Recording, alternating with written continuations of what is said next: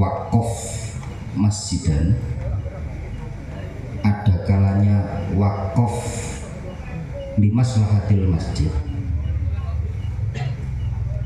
ada kalanya niki mboten wakaf tapi milkun lil masjid. Yang ketiga niki sing penting. Wakaf masjid niku berarti dana-dana yang memang harus diperuntukkan untuk sebuah pembangunan masjid, kudu dirupakno bangunan masjid. Nek masjid mboten butuh ya napa? Ditunggu sampai bagaimana kemudian butuh. Kalau niki wis wakaf niku mboten saged diudhek-udhek. Sing nomor loro enten dhuwit sing disumbangno nang masjid, akate niku wakaf gawe maslahate masjid. Maka ketika wakaf untuk maslahatnya masjid itu boleh dibuat beli kloso, boleh dibuat beli pengeras suara, boleh dibuat membeli fasilitas-fasilitas yang lain selain bangunan masjid. Dengan catatan adanya alat-alat tersebut dalam rangkanya adalah untuk maslahat yang kembali kepada masjid. Termasuk sesuatu yang menjadikan itu maslahat kembali kepada masjid adalah kalau di dalam bughiyah itu diterangkan boleh dibuat beli kopi, yang mana kopi ini disuguhkan agar supaya sing jamaah nang masjid tambah seger. Termasuk diantaranya boleh untuk kemudian dibuat bangunan TPQ selama kemudian TPQ ini ada maslahat yang kembali untuk masjid.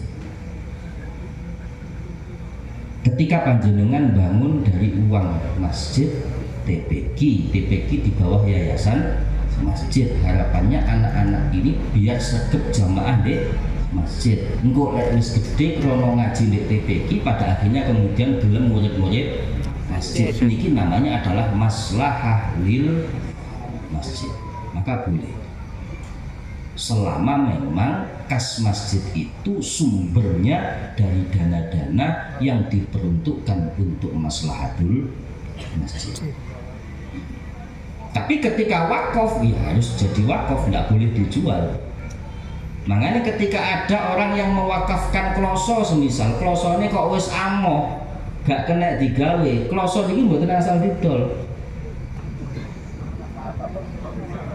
Makanya lek akad itu aja titik-titik wakaf. Angel wakaf niku. Napa malih masjid wis akeh, sik kate wakaf masjid maneh.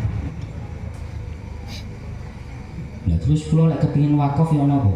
Kula dudu jaran iki mumpung bayar menapa mumpung bahas wakaf. Masjid wis akeh, Jumatan ya wis akeh jamaah, ngoten nggih.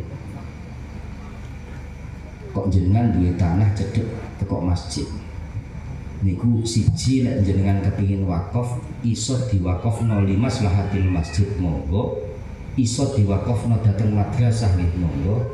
Tapi sakniki niku sing paling luwih maslahat coba jenengan mulai di Sumakul niki ana wong duwe tanah sing produktif. Biasanya sing diwakafno ora pakai produktif niku lho. Sing dilondang. Biasanya ngoten nggih.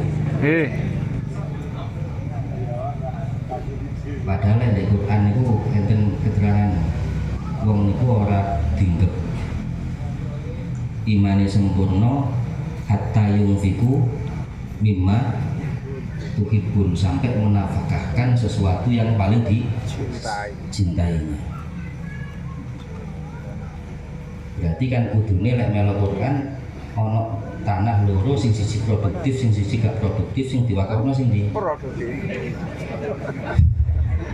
Oh niku terserah niku. Kula mboten bakal maksa niku. Karena jenengan yo duwe kewajiban napa namine ngramut keluarga. Kuwi wajib misalnya. Kecuali lek wis lemah turah-turah, niku sing produktif kudune ana sing diwakafno. Nah, Kalau ini bisa dimulai di Sumakul, mewakafkan tanah limaslahatil fuqara wal masakin atau limaslahatil ummah desa Sumakul, nah, luar biasa. Itu akan menjadi dana abadi untuk apa? Kemaslahatan umat. Misal, tanahku kok wakil 10 hektar misal. Tak kena 1 hektar lah. Salah ngasih ngeri. Tak wakafno gawe masyarakat, nopo kepentingan umat. Maka ketika wakaf seperti itu bisa ditanduri nopo mawon, hasilnya untuk apa? Hasilnya dikembalikan kepada umat yang membutuhkan. Nah itu saya.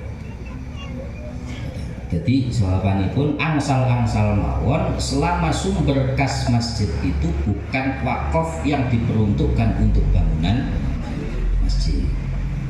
Kan iki contoh koyo dana sing dugi Jumatan ngoten niku. Niki kan biasanya wong kan ora patek niat pokok nyemplungi kan ngoten nggih. Nek niat mutlak ngoten itu pasti akan diarahkan kepada maslahatil masjid. Pokok gawe kemaslahatan masjid, maka boleh untuk kemudian dibangun TPQ dan lain sebagainya selama TPQ itu dalam rangkanya kembali maslahatnya untuk masjid. Nah ini kudu dicatat. Kalau kadang-kadang nun saya wong jenenge menungso antarane pengelolaan masjid kalau pengelolaan TPQ oleh TPQ ini dari 10 tahun 60 tahun melaku mengelola siji kalau siji ini ora podo, akhirnya TPQ ini pisah. Toko masjid. Dan ini sing bahaya. Karena apa? Karena bangunan TPQ yang itu dari kas masjid itu merupakan barang wakofan sing mboten angsal kemudian pindah maslahate dari masjid. Nah, ini sejarah seperti ini kalau memang jenengan kepingin bangun TPQ dan TPQ itu adalah menggunakan kas masjid harus tercatat betul agar supaya ketika terjadi sesuatu kesalahpahaman di antara kita ini tidak sampai kemudian merubah asal usul daripada tanah ini tadi atau bangunan ini. Ngoten nggih?